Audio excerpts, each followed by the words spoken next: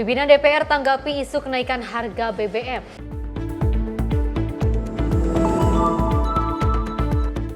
Menlu RI kecam keras serangan Israel ke Unifil.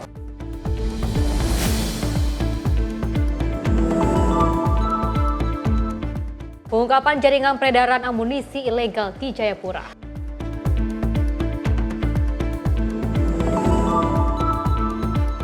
Puting beliung terjang ratusan rumah warga.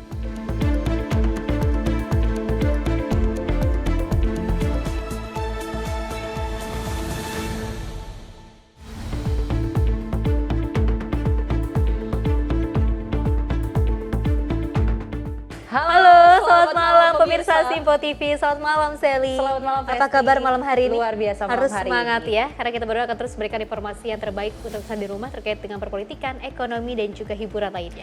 Dan tentunya pemirsa kami akan menghadirkan informasi terkait peristiwa dan juga olahraga. Bersama saya Sally Sregar. Dan saya Festi Rahmadi, inilah Menyapa Indonesia Malam selengkapnya.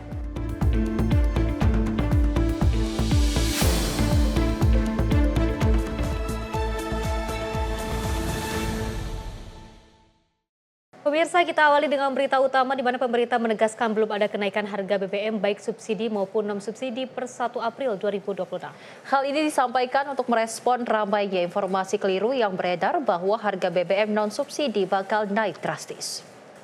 Pertamina menyatakan bahwa Pertamina belum akan melakukan penyesuaian harga baik untuk BBM subsidi maupun BBM non-subsidi. Pemerintah buka suara soal kabar rencana kenaikan harga bahan bakar minyak. Menteri Sekretaris Negara Prasetyo Hadi menepis kabar tersebut. Prasetyo mengatakan pemerintah bersama dengan Kementerian Energi dan Sumber Daya Mineral serta Pertamina telah melakukan pembahasan menyusul adanya isu tersebut. Keputusan diambil atas arahan langsung dari Presiden Prabowo Subianto. Menteri Sekretaris Negara RI Prasetyo Hadi mengatakan keputusan tersebut diambil pemerintah berdasarkan arahan Presiden RI Prabowo Subianto untuk mengedepankan kepentingan rakyat.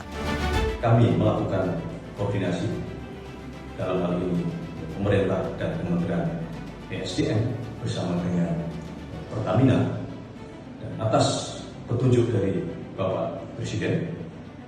Bapak Presiden selalu mengedepankan kepentingan rakyat dan kepentingan masyarakat di dalam mengambil sebuah keputusan. Oleh karena itulah Pertamina menyatakan bahwa Pertamina belum akan melakukan penyesuaian harga baik untuk BBM subsidi maupun BBM non-subsidi. Kami berharap dengan pernyataan ini masyarakat dapat mendapatkan informasi yang lebih jelas, yang lebih akurat, dan kami berharap masyarakat tidak perlu panik, tidak perlu resah karena ketersediaan BBM kami jamin, kita jamin, dan harga tidak terjadi penyesuaian. Prasetyo mengimbau masyarakat tetap tenang, pemerintah menjamin ketersediaan BBM untuk masyarakat dengan harga terjangkau.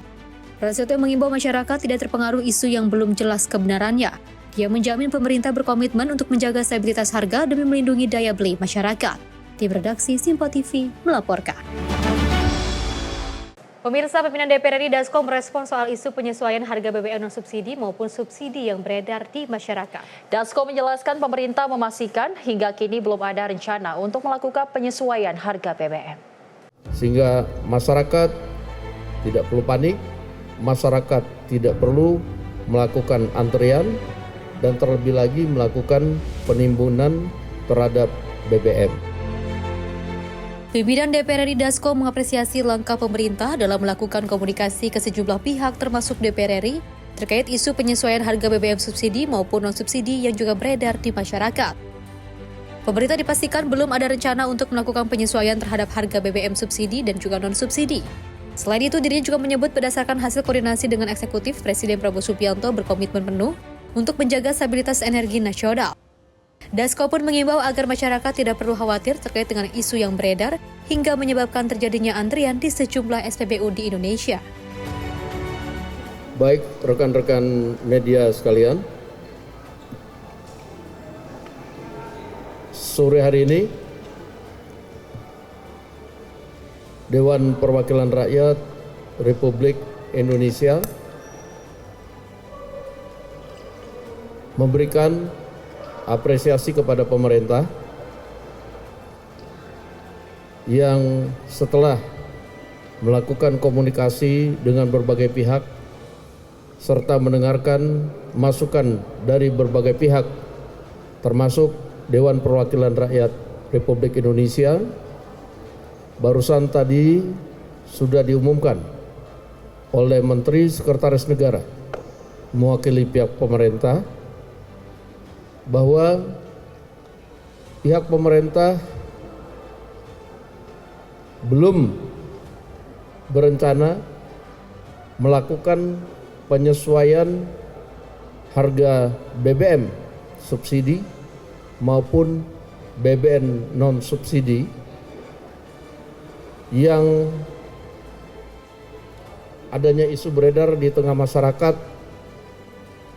akan ada penyesuaian di tanggal 1 April besok.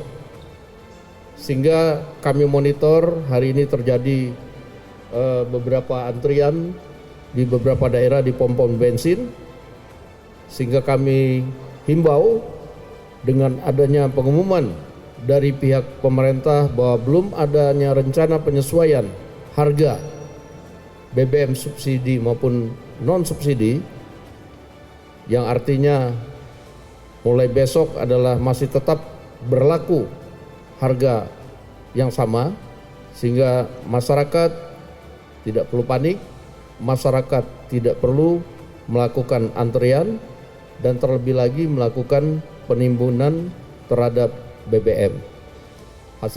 Hasil komunikasi dengan pihak pemerintah, komitmen dari Presiden Prabowo akan terus memonitor dan tetap menjaga kebutuhan masyarakat akan BBM tersebut. Dan sekali lagi kami sampaikan aspirasi kepada pihak pemerintah untuk hal ini. Sebelumnya sempat ramai isu yang juga berkembang di masyarakat terkait penyesuaian harga BBM subsidi dan non-subsidi yang bakal naik secara drastis. Informasi keliru ini direspon oleh pemerintah melalui Menteri Sekretaris Negara Prasetyo Hadi yang menegaskan bahwa arahan Presiden Prabowo Subianto yakni agar selalu mengedepankan kepentingan rakyat. Selain itu, pemerintah juga menjamin ketersediaan BBM untuk masyarakat dengan harga terjangkau. Tim redaksi Simpo TV melaporkan. Pemirsa, Menteri Pertanian Andi Amran Sulaiman mengungkapkan stok beras nasional mencapai 4,3 juta ton, serta menjadi yang tertinggi sepanjang sejarah Indonesia. Amran juga memprediksi stok beras nasional diperkirakan dapat terus melonjak hingga mencapai angka 5 juta ton. Stok beras nasional 2026 menjadi yang tertinggi sepanjang sejarah, yakni mencapai 4,3 juta ton, melampaui rekor sebelumnya yang berada di angka 4,2 juta ton. Menteri Pertanian Andi Amran Sulaiman mengatakan capaian ini menegaskan posisi ketahanan pangan nasional yang semakin kuat di tengah dinamika global. Selain itu, menurut Amran, beras yang selama ini menjadi penyumbang utama inflasi dalam 10 hingga 20 tahun terakhir, kini sudah tidak lagi memberikan tekanan terhadap inflasi. Di samping sektor pangan, pemerintah juga terus mendorong percepatan hilirisasi pertanian, khususnya dalam pengembangan energi terbarukan berbasis biofuel. Terbaru, tambahan nih bonus. Hari ini stok kita 4,3 juta ton. Dulu tertinggi 4,2 tahun lalu. Bulan depan insya Allah 5 juta ton. Yang kedua, kabar baik, CPO kita, ekspor kita naik 6 juta ton. Sekarang 32 juta ton ekspor CPO kita. Ini berkah buat petani Indonesia. Nah, yang ketiga, kita akan lakukan hilirisasi. Ini biofuel, insya Allah B50 tahun ini kita terapkan dan stop impor. Untuk solar 5,3 juta ton. Kemudian tahap berikutnya kami baru tadi rapat itu menuju etanol E20. Apa artinya? 20% dari bensin itu campuran etanol. Berhasil sudah 27 kalau tidak salah, apa 37 sekarang. Lebih lanjut, dengan adanya peningkatan stok yang signifikan, pemerintah pun berupaya memperluas kapasitas gudang penyimpanan, yakni dengan menyewa gudang tambahan berkapasitas 2 juta ton stok beras. Dari Jakarta, Sri Dewi Andayani, Rono Bayu, Sinpo TV melaporkan.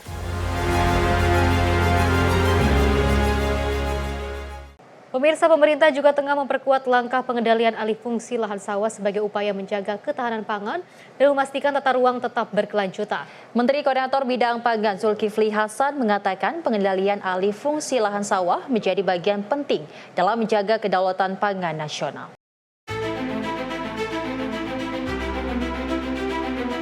Menko Pangan Zulkifli Hasan memimpin rapat koordinasi terbatas mengenai pengendalian ahli fungsi lahan dalam hal menindaklanjuti Peraturan Presiden Nomor 4 Tahun 2026 tentang pengendalian ahli fungsi lahan sawah. Adapun pemerintah membahas soal penetapan peta lahan sawah dilindungi dan pemuktahiran data lahan, serta menyepakati luas peta lahan sawah dilindungi di 12 provinsi mencapai lebih dari 2 juta hektar. Sementara itu, pemerintah juga akan mempercepat penyusunan peta lahan sawah dilindungi di 17 provinsi lainnya yang saat ini masih dalam proses verifikasi dan sinkronisasi data lahan. Minggu lalu kita akan menyelesaikan 8 provinsi sudah selesai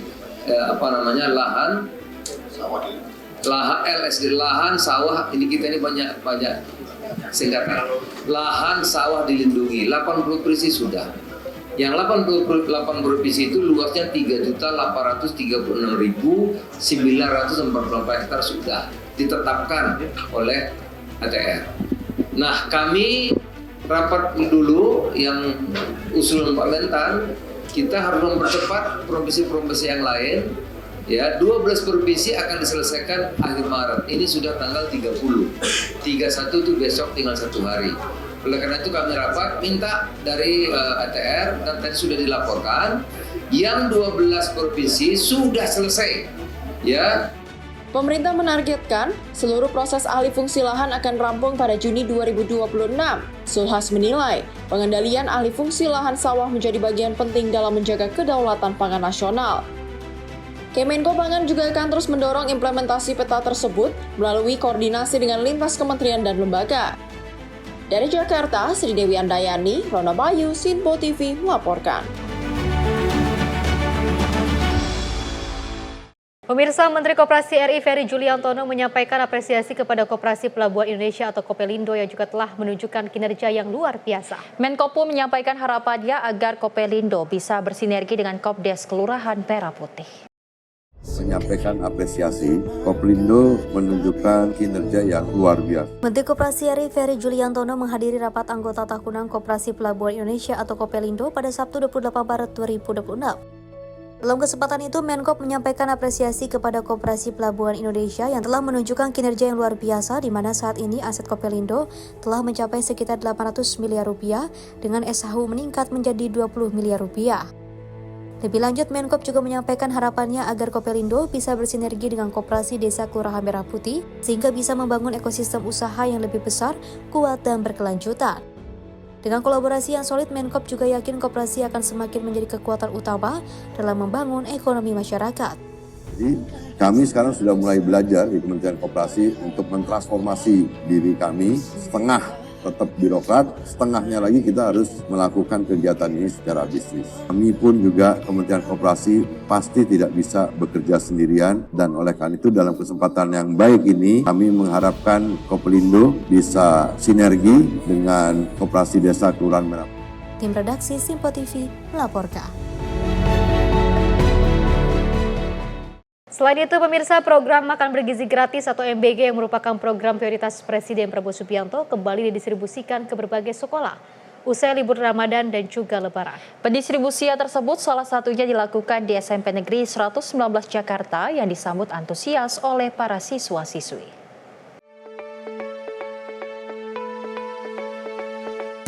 Program Makan Bergizi Gratis atau MBG kembali berjalan di sejumlah sekolah, termasuk di SMP Negeri 119 Jakarta. Para siswa menyambut dan antusias kehadiran MBG pasca libur Ramadan dan libur Lebaran. Salah satu siswa, Arfan, dan siswi Salsabila mengaku senang karena kini menu yang diberikan kembali berupa makanan berat seperti nasi dan lauk pauk yang kaya akan protein.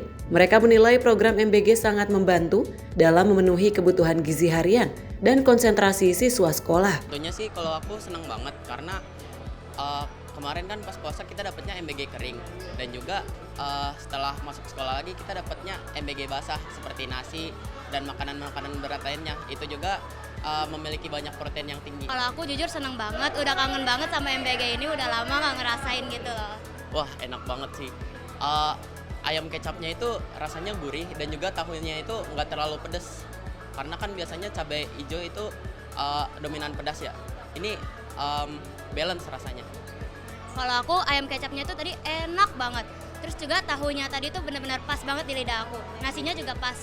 Selain itu, siswa SMP Negeri 119 Jakarta menyampaikan ucapan terima kasih kepada Presiden Prabowo Subianto atas program makan bergizi gratis yang telah mereka terima. Program ini dinilai sangat membantu dalam memenuhi kebutuhan gizi serta mendukung pertumbuhan para siswa. Selain itu, para siswa juga merasakan manfaat secara langsung karena dapat menghemat uang jajan dan menjadi lebih fokus dalam belajar. Mereka berharap program makan bergizi gratis ini dapat terus berlanjut dan menjangkau lebih banyak sekolah di seluruh Indonesia. Makasih Pak Prabowo udah memberikan MBG karena kita juga sangat terbantu untuk program gizi kita kan juga bisa membuat pertumbuhan lebih balance. Kalau aku makasih untuk Bapak Prabowo karena dengan ada MBG aku bisa menabung uang jajan aku, jadi lebih hemat lagi gitu. Dari Jakarta, Jihad Abila, Roda Bayu, Sinpo TV melaporkan. Pemirsa, program makan bergizi gratis didistribusikan salah satunya di SMP Negeri 119 Jakarta setelah libur Ramadan dan Lebaran. Pihak sekolah menyebut para siswa menyambut dengan antusias yang kembali menikmati menu MBG. Mereka sangat antusias sekali dan sangat bersyukur dengan adanya MBG. Sangat penting sekali ini dan sangat membantu sekali terkait dengan bagaimana mereka itu membangun konsentrasi dalam belajarnya. Kepala SMP Negeri 119 Jakarta, Suprapto menyampaikan pendistribusian program makan bergizi gratis pada Selasa 31 Maret berjalan dengan lancar dan baik. Hal ini menjadi momen pertama bagi para siswa untuk kembali menerima MBG setelah libur Ramadan dan Lebaran. Suprapto menyebut antusiasme para siswa terlihat sangat tinggi dan juga menyambut program MBG dengan penuh rasa syukur. Pihak sekolah berharap program makan bergizi gratis ini dapat terus berlanjut untuk mendukung kesehatan dan proses belajar. Alhamdulillah untuk pendistribusian hari ini semuanya berjalan dengan lancar dan baik sekali. Melihat kondisi anak-anak setelah Lebaran ini mereka baru hari ini untuk mendapatkan MBG. Dari anak-anak ada dan semuanya sangat baik sekali ya untuk anak-anak kita dan semuanya sepengetahuan saya dan mereka sangat antusias sekali dan sangat bersyukur dengan adanya MBG.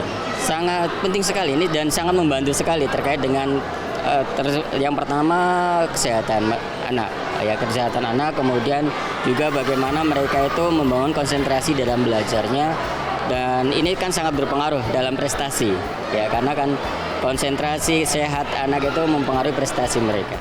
Dari Jakarta, Jihad Abila, Roda Bayu, Sinpo TV melaporkan. Pemirsa, setelah libur Ramadan dan Lebaran, operasional Satuan Pelayanan Pemenuhan Gizi atau SPG Harapan Mulia Kemayoran Jakarta Pusat kembali dibuka. Distribusi layanan pun kembali berjalan untuk memenuhi kebutuhan masyarakat di sejumlah sekolah maupun puskesmas.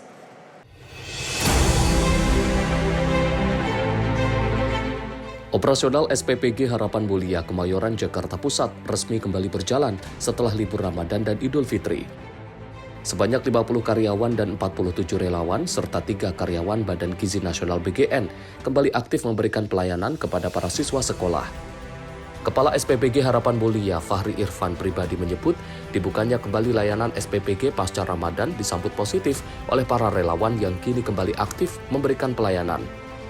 Dalam persiapannya, Fahri menyampaikan bahwa SPPG tetap mengacu pada mekanisme yang sudah berjalan dengan penekanan pada peningkatan kualitas layanan. Sebelum operasional dimulai, Fahri juga menuturkan turut melakukan evaluasi menyeluruh secara internal maupun eksternal. Untuk persiapan dibukanya MBG kembali dari pasca Lebaran atau pasca bulan Ramadan, itu tentunya dari teman-teman relawan pastinya senang karena mereka mulai bekerja kembali. Kemudian untuk persiapannya sendiri kita sama seperti pada yang sebelum-sebelumnya.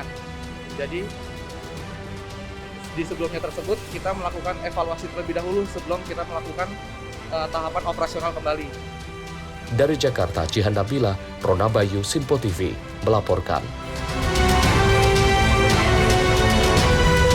Informasi lainnya, pemirsa, Menteri Pendidikan Dasar dan Menengah melakukan kunjungan kerja ke sejumlah sekolah di Kota Depok, Jawa Barat. Dalam kunjungan tersebut, Mendikdasmen memberikan pesan khusus terkait penggunaan perangkat gadget atau gawai bagi para siswa.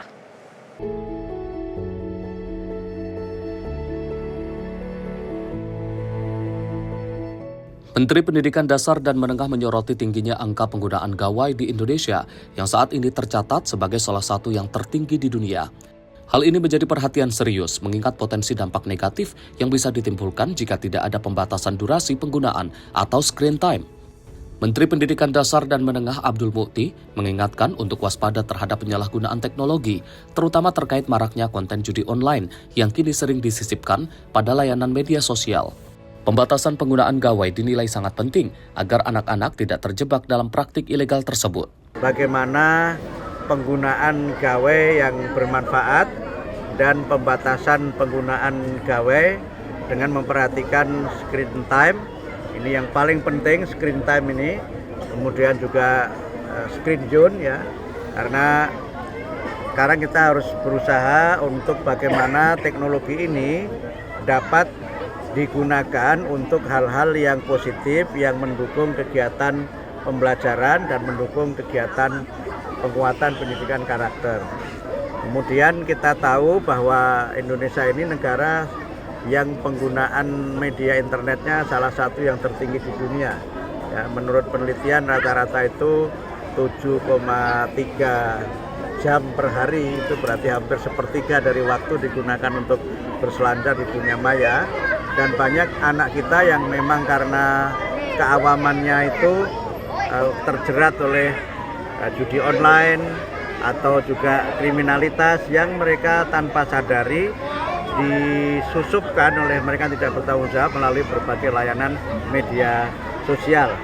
Karena itu kami di kementerian mendorong bagaimana agar budaya hidup sehat, ya, sehat secara fisik, sehat secara intelektual, sehat secara moral dan sosial ini bisa kita kembangkan bersama-sama. Mendikdasmen menegaskan bahwa teknologi seharusnya dimanfaatkan untuk hal-hal positif, terutama yang mendukung proses pembelajaran dan penguatan pendidikan berkarakter. Kunjungan ini diharapkan dapat mendorong pihak sekolah dan orang tua di Kota Depok untuk lebih ketat dalam mengawasi aktivitas digital para siswa. Dari Depok, Jawa Barat, Riswanto Ahmad, Sinpo TV, melaporkan. Pemirsa, Indonesia tegang kerjasama ekonomi 370 triliun rupiah dengan Jepang, informasinya usai jeda berikut ini.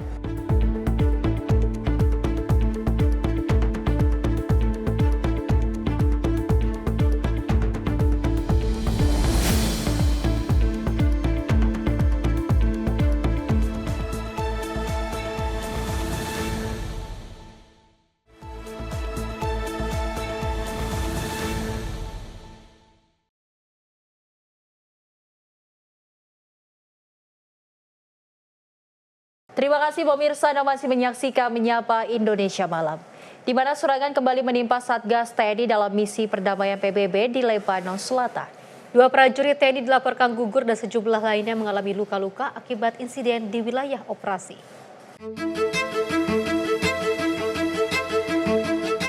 Serangan kembali terjadi terhadap prajurit TNI yang tergabung dalam misi perdamaian PBB di Lebanon Selatan. Insiden tersebut terjadi pada Senin 30 Maret 2026 sekitar pukul 11 waktu setempat di wilayah Barihayan yang merupakan area operasi Indobat di sektor timur. Saat kejadian, Indonesia Task Force Bravo sedang melaksanakan pengawalan terhadap Combat Support Service Unit dalam misi distribusi logistik dan juga pengantaran peti jenazah menuju pos 71 Indobat. Dalam pengawalan tersebut, TNI mengerahkan 2 kendaraan tempur untuk mengamankan 6 kendaraan logistik. Namun saat melintasi titik kejadian, terjadi ledakan hebat yang menghantam kendaraan terdepan sehingga mengalami kerusakan berat.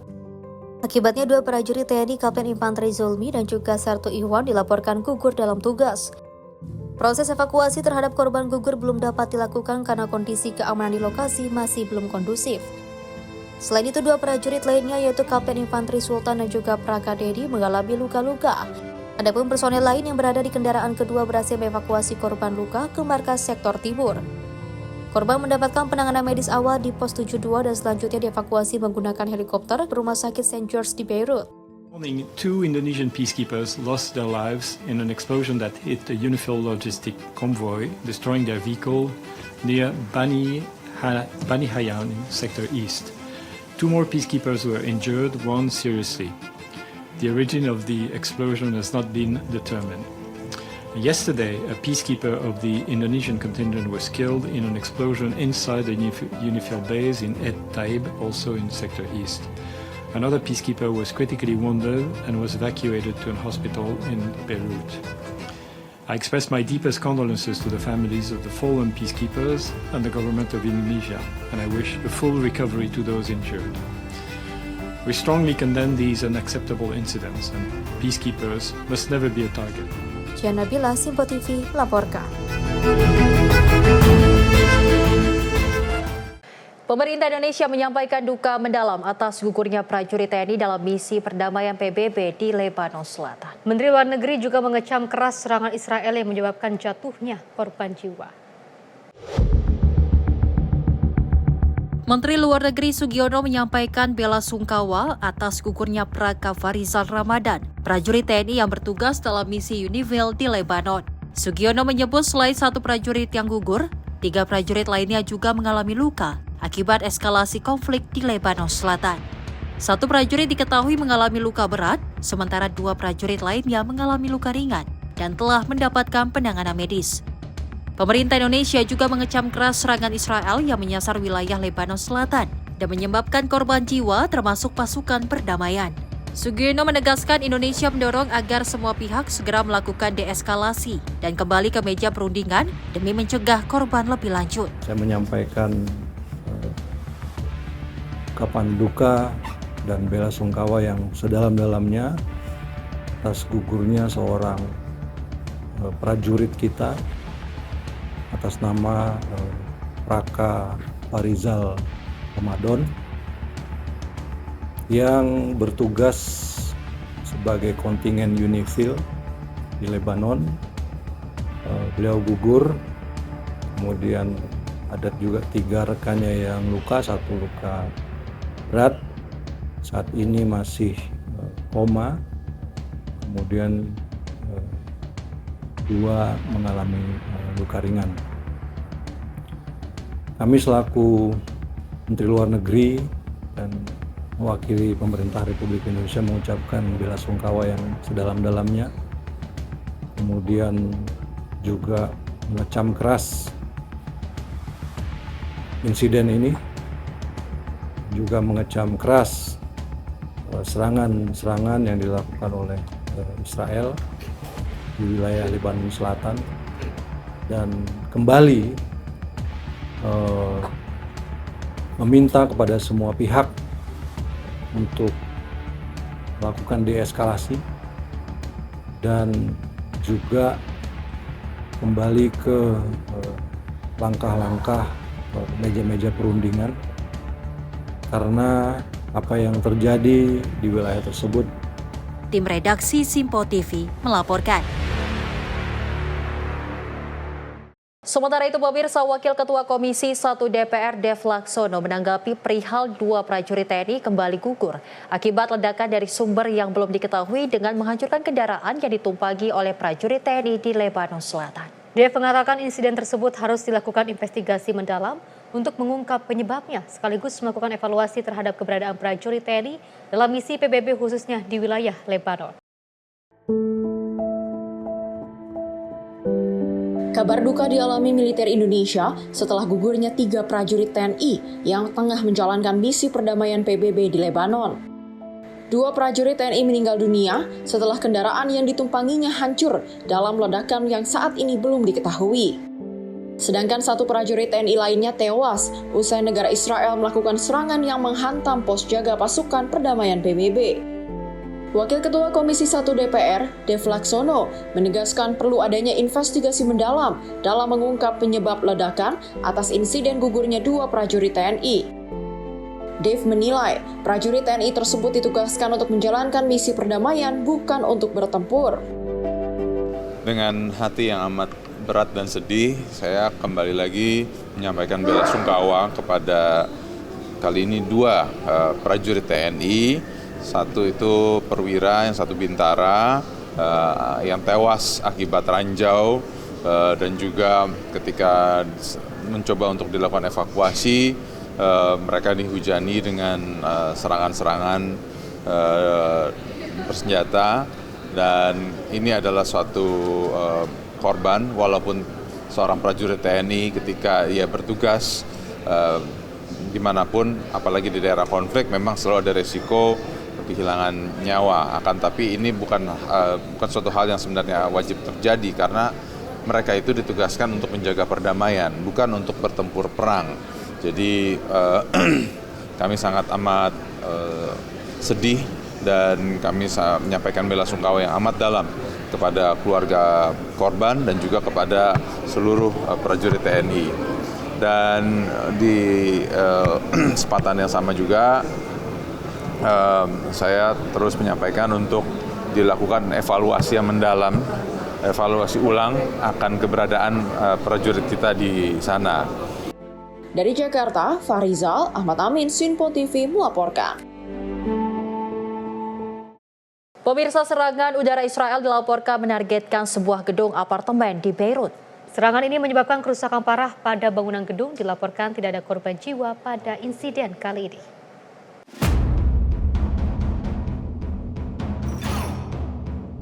Rekaman video menunjukkan asap hitam tebal membumbung dari sebuah bangunan apartemen setelah terjadi serangan udara di kawasan selatan Beirut yang menimbulkan kepanikan di kalangan warga sekitar. Militer Israel menyatakan serangan tersebut merupakan bagian dari operasi militer yang menargetkan infrastruktur milik Hezbollah di wilayah tersebut. Namun pihak militer Israel tidak memberikan rincian lebih lanjut terkait sasaran spesifik atau dampak yang ditimbulkan, termasuk potensi korban atau kerusakan di sekitar lokasi. Hingga kini belum ada informasi resmi mengenai jumlah korban atau tingkat kerusakan secara keseluruhan seiring proses pendataan oleh pihak berwenang yang masih berlangsung. Insiden ini terjadi di tengah meningkatnya serangan di wilayah Lebanon seiring meluasnya konflik antara Israel dan kelompok bersenjata di kawasan yang terus memicu ketegangan regional. Otoritas setempat menghimbau warga sekitar untuk tetap waspada dan menghindari area terdampak serta mematuhi arahan keamanan mengingat potensi serangan lanjutan masih terbuka dan situasi belum sepenuhnya kondusif. Tim redaksi Sinpo TV melaporkan. Informasi lainnya pemirsa, di mana kebakaran besar melanda kilang minyak di kota Haifa, Israel, menyusul serangan misil di wilayah utara dan tengah negara tersebut. Kebakaran terjadi di salah satu fasilitas energi terpenting Israel yang menjadi bagian dari krusial pasokan bahan bakar nasional.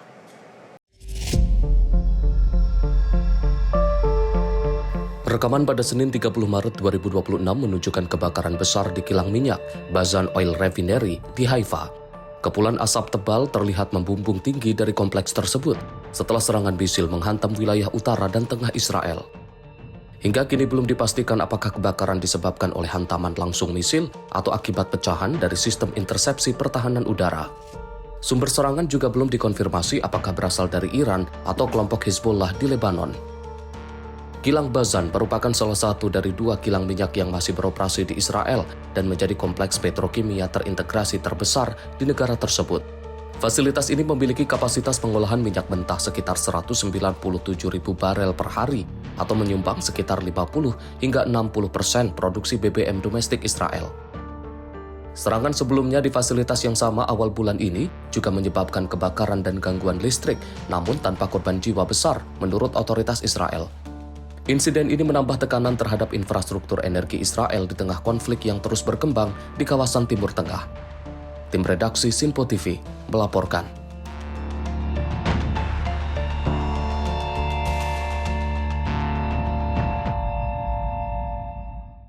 Dari Presiden Amerika Serikat Donald Trump menyatakan negara-negara Teluk tengah melakukan perlawanan kuat saat menghadapi serangan, meski awalnya disebut terkejut dengan situasi tersebut. Donald Trump menyebut sejumlah negara Teluk seperti Arab Saudi, Qatar, Uni Emirat Arab, Kuwait, dan Bahrain telah melakukan perlawanan terhadap serangan yang terjadi. Menurutnya, negara-negara tersebut awalnya terkejut saat serangan terjadi, namun segera merespon dengan tindakan yang disebut sangat baik. Trump juga mengaku terkejut atas terjadinya serangan tersebut, namun menilai respon negara-negara Teluk menunjukkan kesiapan dan kekuatan mereka. They are fighting back. Saudi Arabia is fighting back hard. Qatar is fighting back. UAE is fighting back. Kuwait is fighting back. Bahrain is fighting back. They're all fighting back. Actually, they were surprised to be hit. I was very surprised they got hit. And once they got hit, they started fighting very well. We're very strong communications with all of those countries and they've all been fighting. They're 100% on our side. Lebih lanjut, ia menegaskan bahwa Amerika Serikat memiliki komunikasi yang sangat kuat dengan negara-negara tersebut dalam menghadapi situasi keamanan yang terjadi. Pernyataan ini menegaskan dukungan Amerika Serikat terhadap sekutunya di kawasan Teluk di tengah meningkatnya ketegangan keamanan regional. Tim redaksi Simpo TV melaporkan. Masih dari Presiden Donald Trump, pemirsa, yang menyatakan mempertimbangkan opsi militer pasukan darat untuk menguasai Pulau Hark milik Iran. Pulau Hark merupakan salah satu fasilitas strategis milik Iran.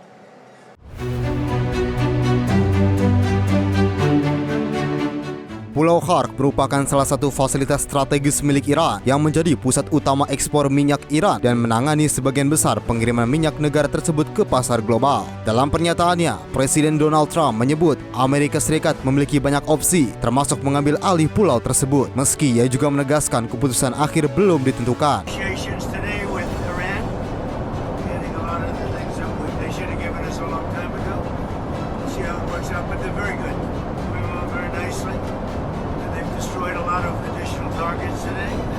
The Air Force has gone. We know that we destroyed many targets today. It was a big day, and we are negotiating with them directly and indirectly.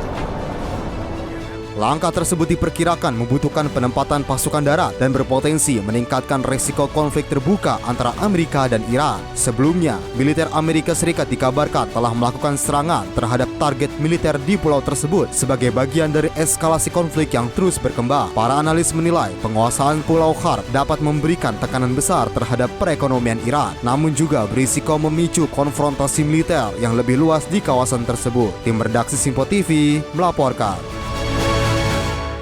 Pemirsa, Mahkamah Agung Amerika Serikat dijadwalkan akan mendengarkan argumen terkait kebijakan kewarganegaraan berdasarkan kelahiran yang dikeluarkan oleh Presiden Donald Trump.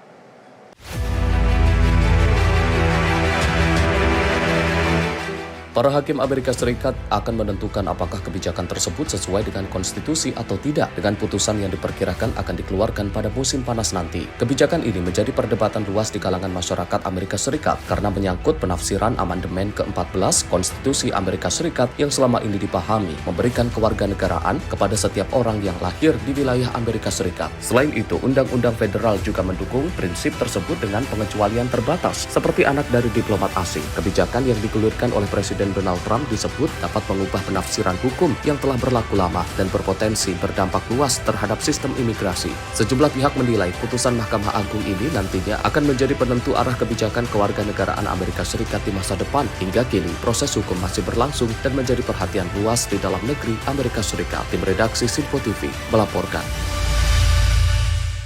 Pemerintah Amerika Serikat merencanakan pembangunan ruang dansa atau ballroom baru di Gedung Putih yang digadang menjadi fasilitas megah untuk menjamu tamu negara. Proyek ini menjadi sorotan dan menuai perdebatan publik.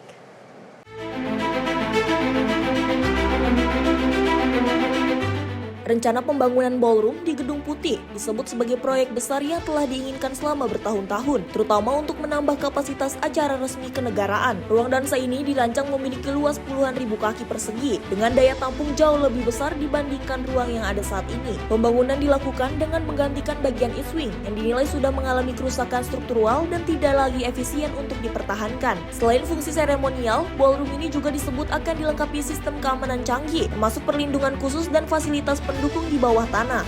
I did something today.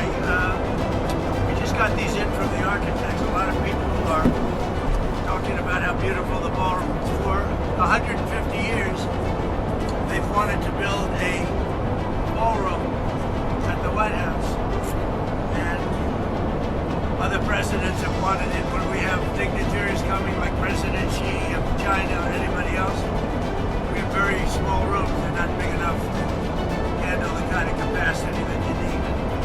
This is the same height as Namun, proyek ini menuai kritik dari sejumlah pihak yang menilai pembangunan tersebut berpotensi merusak nilai sejarah Gedung Putih dan kurang melalui proses peninjauan yang memadai. Meski demikian, pemerintah tetap menilai ballroom ini sebagai kebutuhan penting untuk menunjang diplomasi dan acara resmi berskala besar di masa depan. Tim redaksi Sinpo TV melaporkan.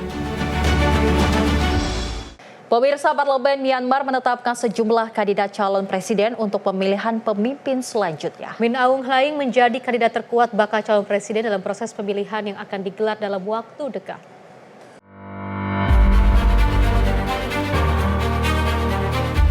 Rekaman yang beredar di media setempat menunjukkan para anggota parlemen tiba di gedung legislatif di Nay Pyi Taw untuk mengikuti sidang penetapan kandidat presiden. Dalam sidang tersebut, Min Aung Hlaing dinominasikan bersama kandidat lainnya termasuk Khaw Swee. Senada, majelis lain dalam parlemen juga mengajukan kandidat tambahan yang akan ikut dalam proses pemilihan presiden Myanmar. Sesuai mekanisme, parlemen akan memilih 1 dari 3 kandidat calon presiden untuk menjadi presiden meski jadwal pemungutan suara belum ditetapkan. Min Aung Hlaing diketahui telah memimpin Myanmar sejak tahun 2021 setelah menggulingkan pemerintah sipil yang dipimpin Aung San Suu Kyi. Pemilu terbaru digelar pada awal 2026 menjadi yang pertama setelah 5 tahun pemerintahan di bawah militer, meski berlangsung di tengah-tengah konflik internal yang masih terjadi. Hingga kini, situasi politik di Myanmar masih diwarnai ketegangan dengan proses transisi kepemimpinan yang terus menjadi sorotan dunia. Tim redaksi Sinpo TV melaporkan. Sementara itu, pemirsa, Presiden RI Prabowo Subianto menandatangani kerjasama ekonomi senilai 22 miliar USD atau sekitar 370 triliun dengan Jepang. Selain itu, dalam sambutannya pada Business Session dalam Japan Indonesian Forum di Tokyo, Prabowo tekankan kesiapan Indonesia untuk melakukan transisi besar menuju energi terbarukan.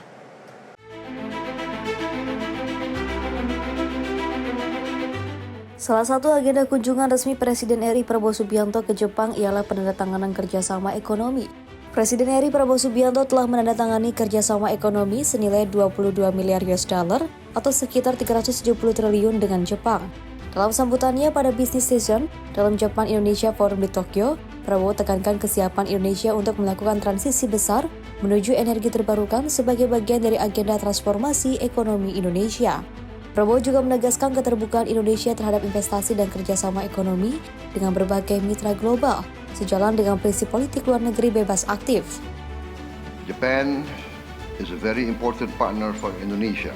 Our economic relationship has been built over many decades with very strong participation from Japanese companies across many sectors of our economy. Japan has consistently supported Indonesian economic development. Di sisi lain, Menteri Luar Negeri Sugiono menjelaskan saat ini pemerintah tengah berfokus pada agenda transformasi ekonomi, sehingga pemerintah melakukan penyederhanaan regulasi guna membuat iklim investasi dan usaha lebih kondusif. Ini menunjukkan bahwa hubungan yang tercipta di bidang ekonomi juga semakin intens. Tadi disampaikan oleh Bapak Presiden dalam sambutannya bahwa Indonesia pada prinsipnya melakukan sebuah transformasi khususnya di bidang ekonomi. Tim redaksi Sinpo TV melaporkan. Menindaklanjuti arahan Presiden Prabowo Subianto kerjasama Indonesia-Jepang, Kemenhub melaksanakan pertemuan dengan Japan International Cooperation Agency.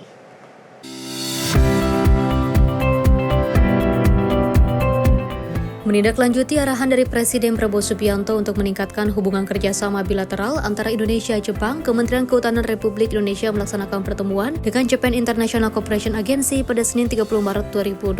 Kedua pihak sepakat untuk memperkuat kerjasama strategis di bidang kehutanan, khususnya dalam mendukung agenda pengendalian perubahan iklim, rehabilitasi degradasi lahan, serta pengelolaan kawasan konservasi berkelas dunia. Kesepakatan ini mengemuka dalam pertemuan antara Raja Juli Antony, Menteri Kehutanan, dengan Yoshifumi Yoshikawa Senior Vice President JICA.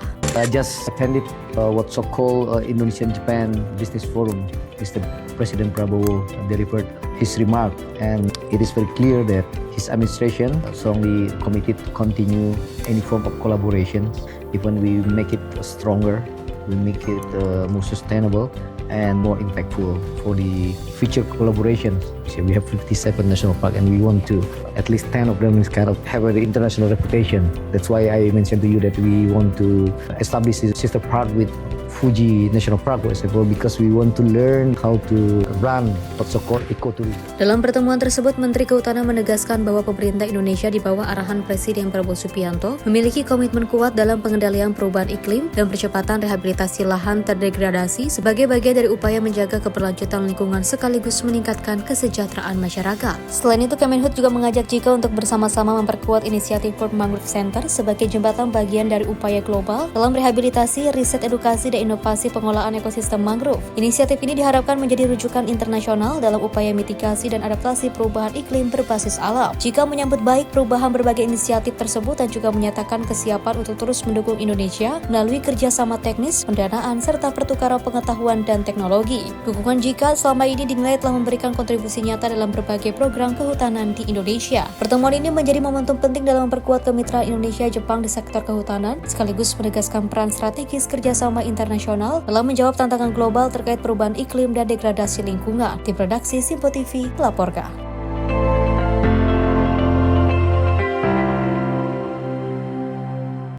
Pemirsa, setelah lebih dari setengah abad sejak keberhasilan era Apollo, NASA kembali menyiapkan misi ke bulan. Melalui program Artemis, NASA menjadikannya sebagai langkah awal menuju pendaratan manusia di masa depan.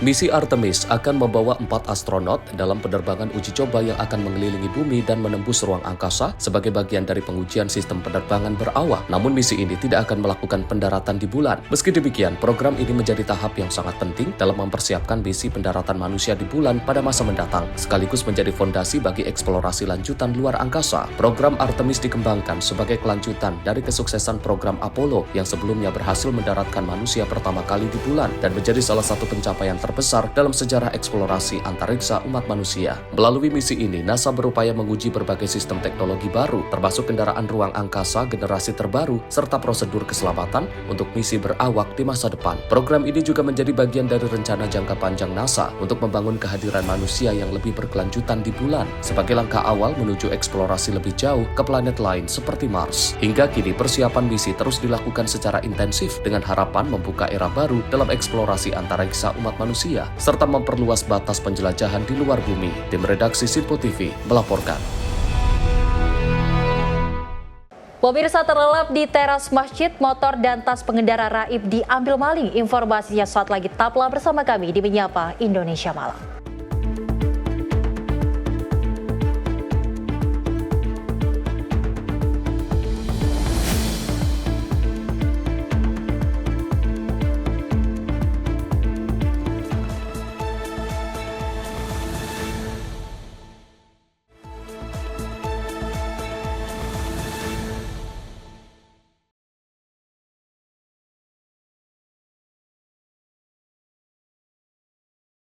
Terima kasih pemirsa, Anda masih bersama kami dan kita lanjutkan informasinya. Satgas Operasi Damai Kartens 2026 mengungkap jaringan peredaran amunisi ilegal di Jayapura melalui operasi pada 25 hingga 26 Maret 2026. Pengungkapan ini merupakan hasil pengembangan dari kasus sebelumnya terkait distribusi senjata dan amunisi ilegal di Papua. Satgas Operasi Damai Kartens 2026 berhasil mengungkap jaringan peredaran amunisi ilegal. Satgas Operasi Damai Kartens 2026 mengungkapkan jaringan peredaran amunisi ilegal di Jayapura melalui operasi pada 25 hingga 26 Maret 2026. Pengungkapan ini merupakan hasil pengembangan dari kasus sebelumnya terkait distribusi senjata dan amunisi ilegal di Papua dengan barang bukti yang diamankan berupa perangkat komunikasi, kendaraan dan senjata api rakitan. Dalam penindakan tersebut, aparat mengamankan 4 tersangka berinisial KO, SMM, HM, dan juga AKW yang memiliki peran berbeda, yaitu sebagai perantara, fasilitator, hingga penyedia amunisi.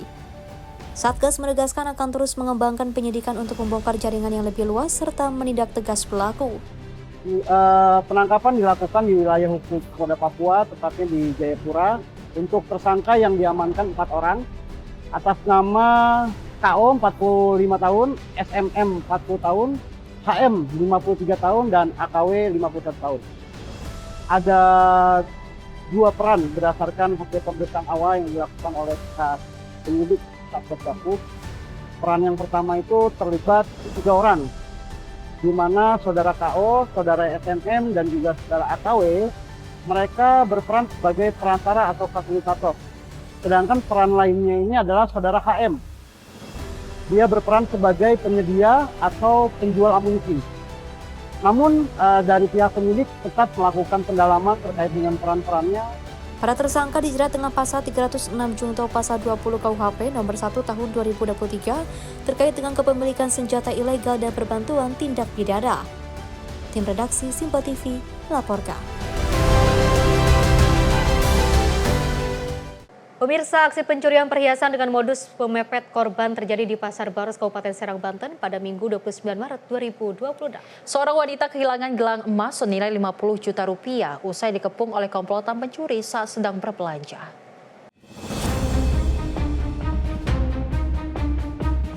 Inilah rekaman CCTV yang memperlihatkan detik-detik saat seorang warga bernama Jumaiyah menjadi korban pencurian di Pasar Baros. Peristiwa ini bermula saat korban hendak membeli kebutuhan pokok sekitar pukul 06.15 waktu Indonesia Barat. Dari rekaman kamera pengawas, korban terlihat sudah dibuntuti oleh sejumlah perempuan sejak berada di lapak ikan.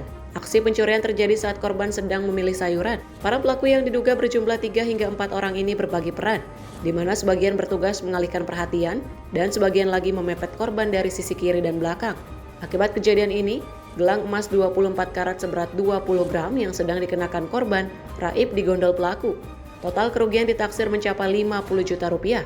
Kasus ini telah dilaporkan ke pihak kepolisian dan kini dalam penanganan unit reskrim Polsek Baros. Warga diimbau untuk tidak menggunakan perhiasan mencolok saat berada di tempat keramaian guna menghindari aksi kriminalitas. Bagus Maulana, tim redaksi Simpo TV melaporkan. Pemirsa, nasib sial menimpa seorang pengendara motor asal Gresik saat hendak melepas lelah di kawasan Balongbendo, Sidoarjo pada Minggu 29 Maret 2026.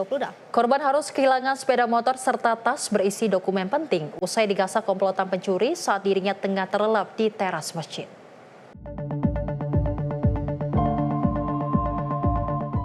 Peristiwa pencurian kendaraan bermotor ini terjadi di teras sebuah masjid yang berlokasi tepat di depan SMPN 1 Balongbendo, Sidoarjo, sekitar pukul 00.30 waktu Indonesia Barat.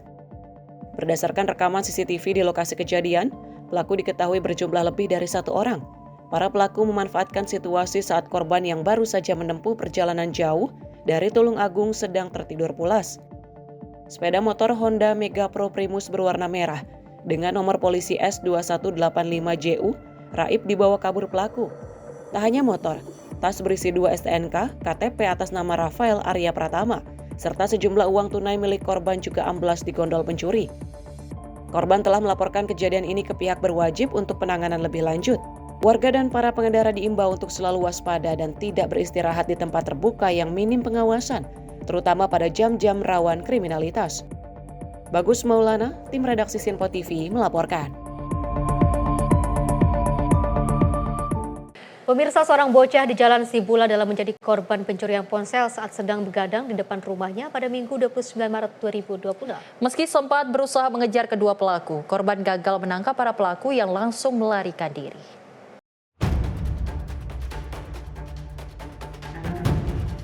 Inilah lokasi kejadian perampasan handphone yang menimpa seorang warga di Lorong 2 Jalan Sibula Dalam, Makassar pada Minggu 29 Maret 2026.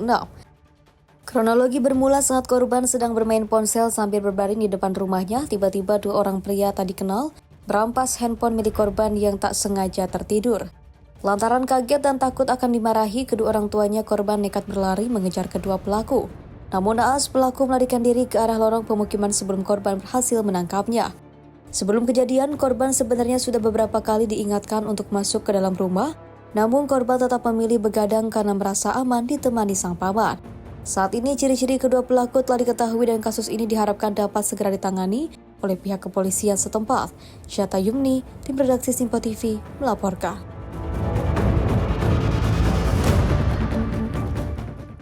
Selain itu, pemirsa, oknum ojol nekat membawa kabur handphone milik penumpangnya sendiri kawasan Pemogan Denpasar pada Minggu 29 Maret 2026. Modus pelaku berpura-pura tidak memiliki uang kembalian saat proses pembayaran dan meminjam ponsel milik korban.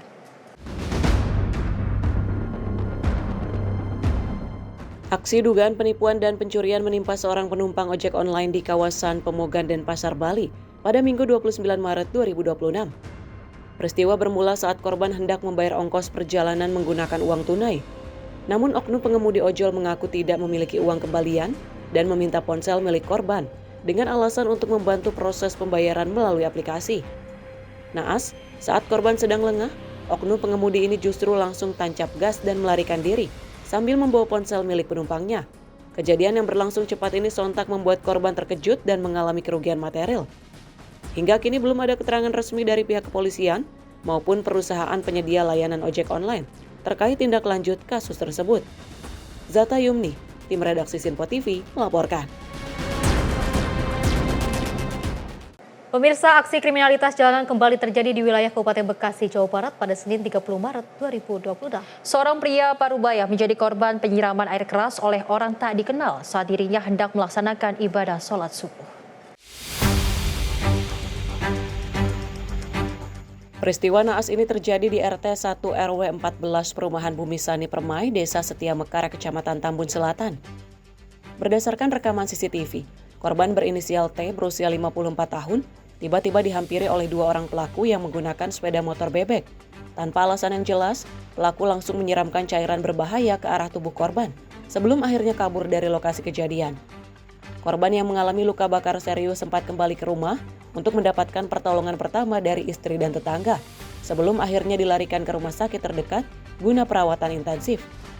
Aparat kepolisian dari Polsek Tambun Selatan bersama Satreskrim Polres Metro Bekasi telah melakukan olah TKP dan memeriksa sejumlah saksi. Petugas kini tengah mendalami motif di balik aksi tersebut dan melakukan pengejaran terhadap kedua pelaku. Bagus Maulana, tim redaksi Sinpo TV melaporkan. Pemirsa, salah satu pelaku pencurian dengan kekerasan berhasil diamankan warga setelah berusaha merampas ponsel serta motor milik pelajar di kawasan Sindang, Kelingi, Bengkulu pada Sabtu sore 28 Maret 2026.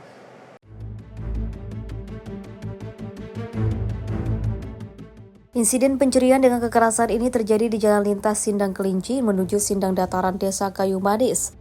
Kejadian bermula saat korban yang sedang berboncengan bersama temannya tiba-tiba dipepet oleh dua pria menggunakan sepeda motor. Salah satu pelaku langsung merampas handphone korban, sementara rekannya menarik stang motor hingga korban terjatuh ke aspal. Tak berhenti di situ, pelaku juga nekat merampas sepeda motor korban. Sempat terjadi aksi tarik-menarik sebelum akhirnya pelaku berhasil membawa kabur kendaraan tersebut. Beruntung korban segera menghubungi keluarga dan warga sekitar yang langsung melakukan pengejaran.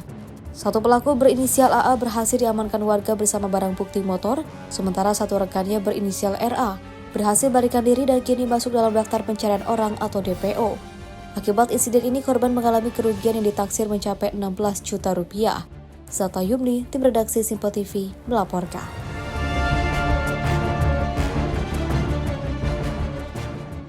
Peristiwa lainnya, pemirsa, warga di bantaran Sungai Mentaya, Kecamatan Bamang, Kabupaten Kota Waringin Timur digegerkan dengan insiden hilang kendalinya sebuah tongkang berukuran raksasa pada Minggu sore. Tongkang bergerak liar hingga nyaris menghantam pemukiman padat penduduk di tepi sungai.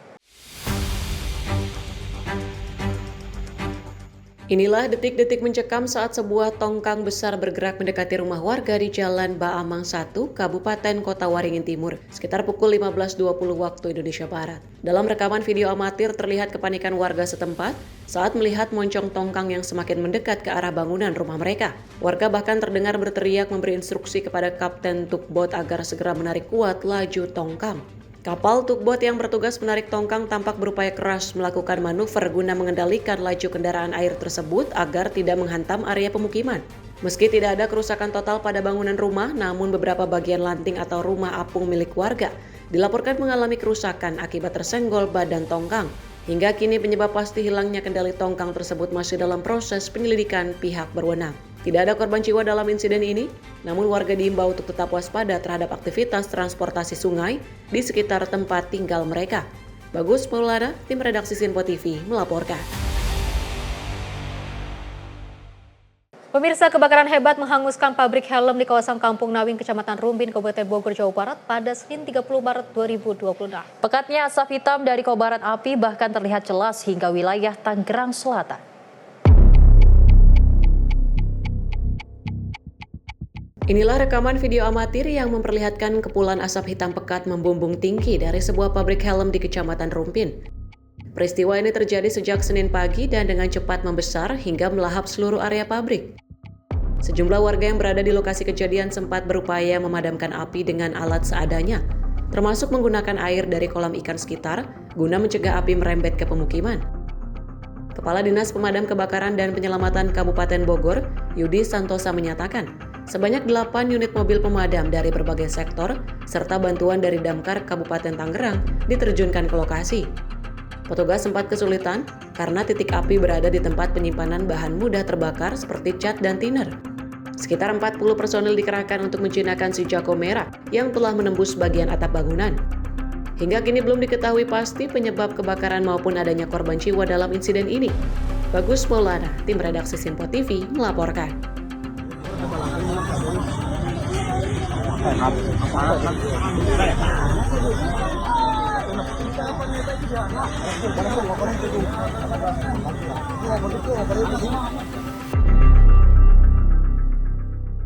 Pemirsa, AHY dan Anissa Pohan sambut kelahiran anak kedua. Informasinya saat lagi, tetaplah bersama kami di Menyapa Indonesia Malam.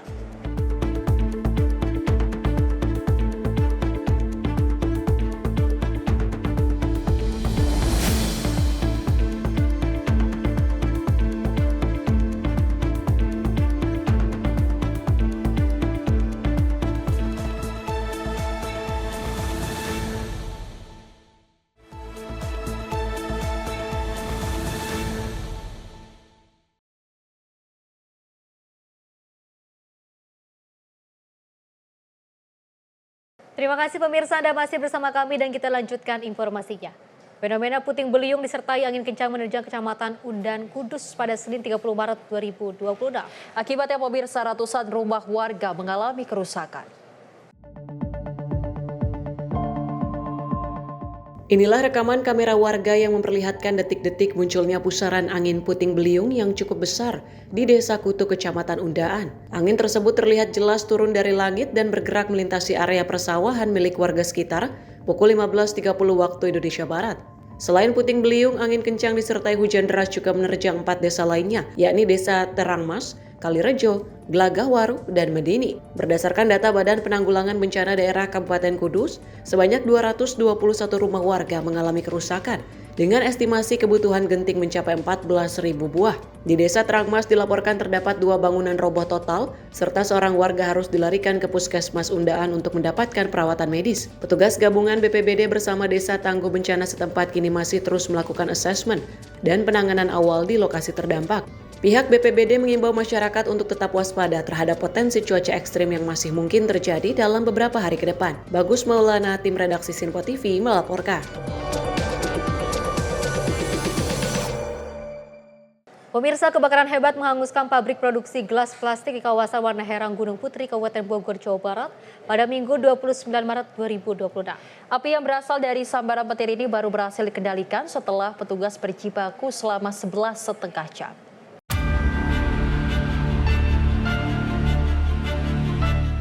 Inilah rekaman video amatir saat kobaran api dengan cepat merembet dan melahap habis gudang produksi plastik di Jalan Jampang, Desa Warna Herang. Peristiwa ini bermula saat hujan deras disertai petir menyambar sebuah pohon bambu yang kemudian menimpa atap gudang. Percikan api kemudian jatuh ke tumpukan barang produksi berupa gelas cup serta kardus dan menyambar bahan bakar solar hingga mengakibatkan kebakaran besar. Petugas pemadam kebakaran sektor Gunung Putri yang tiba di lokasi sempat kesulitan karena kondisi api yang sudah membesar. Sebanyak 12 unit armada pemadam dari Kabupaten dan Kota Bogor serta bantuan water cannon dari Resimen Pelopor Korpsbrimob Cikeas diterjunkan guna memadamkan api. Petugas sempat terkendala kemacetan di jalur menuju lokasi dan sulitnya distribusi air. Meski demikian, api akhirnya berhasil dikendalikan pada Senin dini hari, sekitar pukul 3.00 waktu Indonesia Barat. Beruntung tidak ada korban jiwa dalam insiden ini karena area yang terbakar merupakan gudang penyimpanan. Hingga Senin pagi, petugas masih melakukan proses pendinginan di lokasi kejadian, guna memastikan tidak ada lagi titik api yang tersisa. Bagus Maulana, tim redaksi Sinpo TV melaporkan.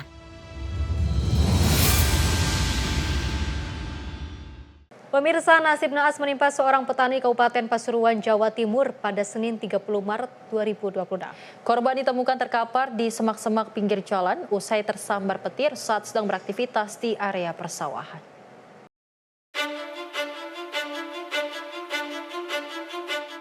Inilah rekaman video amatir warga saat menemukan seorang petani warga desa Kerengi, Kecamatan Rembang, Pasuruan yang terkapar tak berdaya di antara rerumputan pada Senin 30 Maret 2026 sore. Musibah ini terjadi saat cuaca sedang diguyur hujan deras disertai kilatan petir. Korban yang saat itu berada di area terbuka tidak sempat menyelamatkan diri hingga akhirnya tersambar petir hingga jatuh tersungkur bersama sepeda miliknya. Sejumlah warga dan pengendara yang melihat kejadian segera berhenti untuk memberikan pertolongan. Petugas bersama warga sekitar pun langsung berjibaku mengevakuasi tubuh korban guna mendapatkan penanganan medis secara intensif. Hingga Senin 30 Maret 2026, korban masih menjalani perawatan di Rumah Sakit Umum Daerah Bangil, Pasuruan. Zata Yumni, tim redaksi Sinpo TV melaporkan.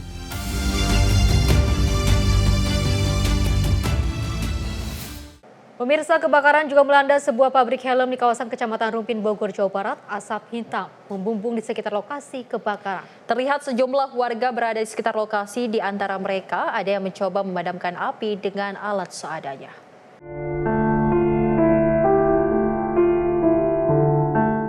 Petugas damkar masih melakukan penanganan kebakaran yang melanda pabrik helm di wilayah Rumpin, Kabupaten Bogor, Jawa Barat. Terdapat satu titik api di pabrik tersebut yang masih dalam penanganan petugas damkar. Dalam kebakaran ini sedikitnya 8 unit mobil pemadam diterjunkan untuk menjinakkan api. Adapun proses pemadaman melibatkan puluhan petugas dari Damkar Sektor Lewiliang, Damkar Sektor Parung Panjang, Damkar Sektor Parung, dan berbantuan Damkar Kabupaten Tangerang. Diberitakan sebelumnya pabrik helm yang berada di wilayah Rumpin, Kabupaten Bogor terbakar pada Senin 30 Maret 2026. Beberapa warga sekitar pabrik pun tampak berupaya membantu pemadaman dengan air seadanya. Mereka bahu-membahu menyiram titik api menggunakan ember dengan air dari kolam ikan di sekitar pabrik. Selain itu, pada video unggahan lainnya terlihat kobaran api yang juga cukup besar melahap area pabrik tersebut hingga menembus bagian atap. Upaya pemadaman terus dilakukan hingga api berhasil dikendalikan. Meski tidak menimbulkan korban jiwa maupun luka, peristiwa ini menyebabkan kerugian material yang cukup besar. Peristiwa ini menjadi perhatian serius mengingat besarnya dampak yang ditimbulkan. Pihak kepolisian masih terus melakukan penyelidikan lebih lanjut guna memastikan penyebab pasti kebakaran serta mengantisipasi kejadian serupa di masa mendatang. Tim redaksi Sinpo TV melaporkan. Pemirsa, setelah dilakukan pencarian pada hari kedua, tim SAR gabungan berhasil mengevakuasi korban terseret ombak di pantai Watu Bale, Kabupaten Kebumen pada 30 Maret 2020. Korban ditemukan dalam kondisi meninggal dunia.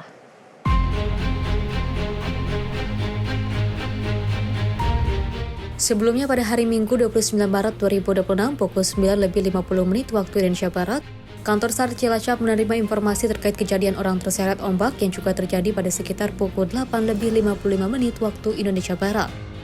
Dalam kejadian tersebut, 3 orang wisatawan terseret ombak saat mandi di pantai, dengan 2 orang berhasil diselamatkan sementara 1 orang lainnya hilang dan membutuhkan upaya pencarian.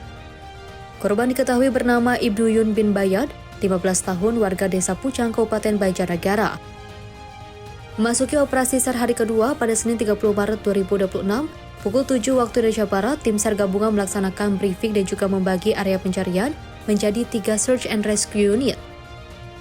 SRU 1 melakukan penyisiran darat dari lokasi kejadian perkara ke arah barat hingga Pantai Lampon. SRU 2 melaksanakan penyisiran di perairan sekitar LKP menggunakan perahu LCR dengan luas area pencarian lebih dari kurang 1,5 nautical mil. Sementara SRU 3 melakukan penyisiran di perairan ke arah barat menggunakan cukung SAR lewat perkasa dengan luas area pencarian yang juga sama. Pada hari kedua pelaksanaan operasi, korban ditemukan dalam kondisi meninggal dunia. Tim SAR gabungan mengevakuasi korban sekitar 3 km ke arah selatan dari lokasi kejadian perkara. Untuk selanjutnya jenazah dievakuasi dan dibawa ke rumah duka menggunakan ambulans.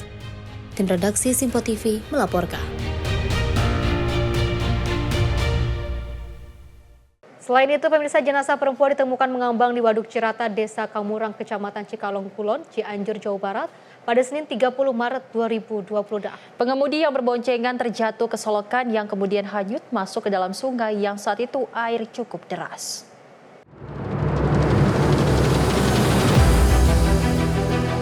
Kapolres Cianjur AKBP Ahmad Alexander Yuriko Hadi mengungkapkan bahwa mayat tersebut diduga kuat korban kecelakaan di Pandawa Cipanas Puncak yang terjatuh ke selokan kemudian hanyut terbawa arus sungai pada Minggu sore kemarin. Kapolres menerangkan bahwa sebelumnya telah terjadi kecelakaan sepeda motor di Jalan Cipanas Puncak. Pengemudi yang berboncengan terjatuh ke selokan yang kemudian hanyut masuk ke dalam sungai yang saat itu airnya cukup deras. penemuan jenazah wanita dewasa di waduk Cirata di Desa Kamurang ini merupakan kelanjutan dari peristiwa kecelakaan lalu lintas tunggal yang terjadi di Jalan Raya Cipanas Puncak, tepatnya di Desa Cipendawa yang terjadi kemarin, hari Minggu tanggal 29 Maret 2026. Malam hari tadi kami temukan laki-laki yang diduga kuat merupakan pengendara kendaraan bermotor roda 2 yang merupakan suami dari yang pada hari ini, hari Senin tanggal 30 Maret 2026 di Waduk Cirata, letaknya terutama tepatnya di Desa Kamurang, Kecamatan Cikalong Kulon, kembali kami temukan yang kami duga kuat adalah istri atau yang membonceng.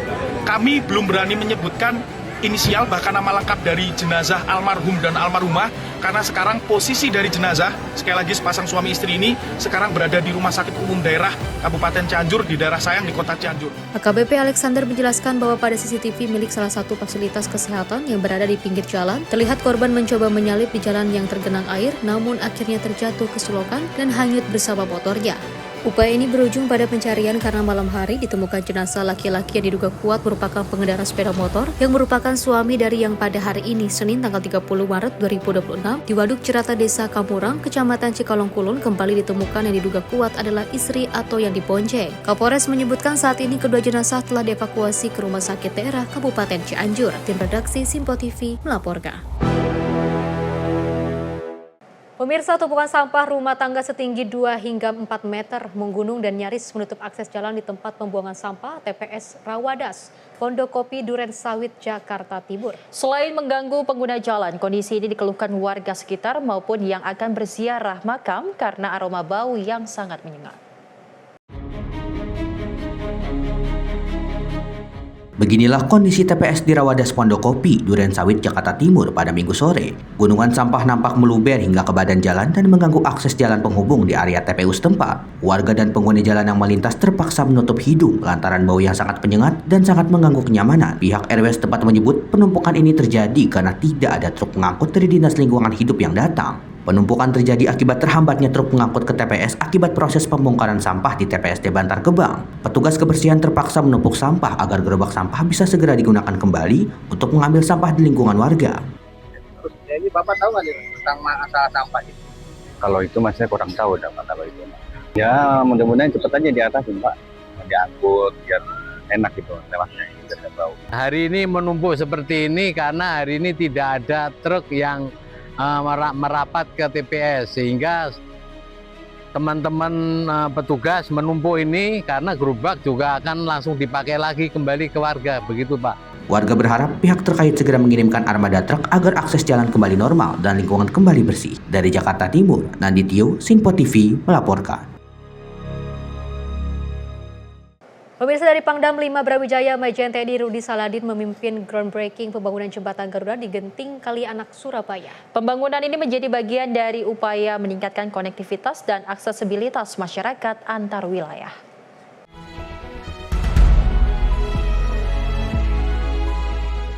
Pangdam 5 Brawijaya, Majen TNI Rudi Saladin bersama dengan pemerintah Kota Surabaya resmi memulai pembangunan jembatan Garuda di Kelurahan Genting Kalianak, Kecamatan Asemrowo. Jembatan Garuda atau jembatan gantung akan menghubungkan Kecamatan Asemrowo dengan Kecamatan Kerembangan sehingga mempermudah akses dan mobilitas masyarakat. Jembatan Garuda memiliki panjang 32,8 meter dengan lebar 1 meter dan ditargetkan selesai dalam waktu 2 hingga 3 bulan. Rudi menyampaikan pembangunan jembatan Garuda ini merupakan bagian dari upaya TNI Angkatan Darat dalam mendukung peningkatan konektivitas dan juga kesejahteraan masyarakat. Oleh karena itu, melalui pembangunan jembatan Garuda diharapkan masyarakat dapat merasakan manfaatnya secara langsung serta mendukung peningkatan kesejahteraan di wilayah tersebut. Penekanan saya terkait dengan pembangunan jembatan ini, hari ini kita groundbreaking beberapa titik, 68 titik, baik jembatan beton maupun jembatan perintis atau jembatan gantung. Saya tekankan yang pertama, saya ingin pelaksanaannya berjalan dengan aman, perhatikan faktor keamanan, keselamatan kerja. Walaupun ini padat karya, dilaksanakan di lokasi kita, di desa kita, tapi saya minta betul-betul faktor keamanan dijaga. Ciada Bila, Simpo TV melaporkan. Pemirsa, kabar bahagia datang dari Ketua Umum Partai Demokrat Agus Harimurti Yudhoyono bersama dengan sang istri Anissa Pohan dikaruniai anak kedua yang diberi nama Arjuna Hanyokrokusumo Yudhoyono. Nama tersebut pemirsa mengandung makna filosofis yang mencerminkan nilai kesatria dan warisan budaya Nusantara.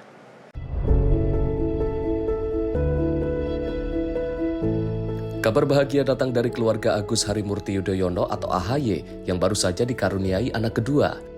Bayi laki-laki tersebut diberi nama Arjuna Hanyokrokusumo Yudhoyono atau AHY Junior yang lahir pada Minggu 29 Maret 2026 pukul 19.28 waktu Indonesia bagian Barat. Dengan berat 3,76 kg dan panjang 49 cm. Ketua Umum DPP Partai Demokrat sekaligus Menko Infrastruktur Pembangunan Kewilayahan Agus Harimurti Yudhoyono menjelaskan nama Arjuna diambil dari tokoh kesatria dalam epos Mahabharata yang melambangkan kecerdasan, keberanian, dan integritas. Sementara itu AHY menyebut nama tengah Hanyokrokusumo merupakan pemberian dari Presiden ke-6 Republik Indonesia Susilo Bambang Yudhoyono. Nama tersebut merujuk pada gelar Raja Mataram Islam dan diharapkan dapat mewarisi nilai patriotisme serta semangat kejuangan dari para leluhur. Adapun nama belakang Yudhoyono dimaknai sebagai perjalanan hidup penuh perjuangan menuju kesuksesan. Kami beri nama Arjuna Hanyokrokusumo Yudhoyono. Saya ulangi, Arjuna Hanyokrokusumo Yudhoyono. Kalau disingkat AHY juga. Jadi gampangnya AHY Junior. Gitu teman-teman.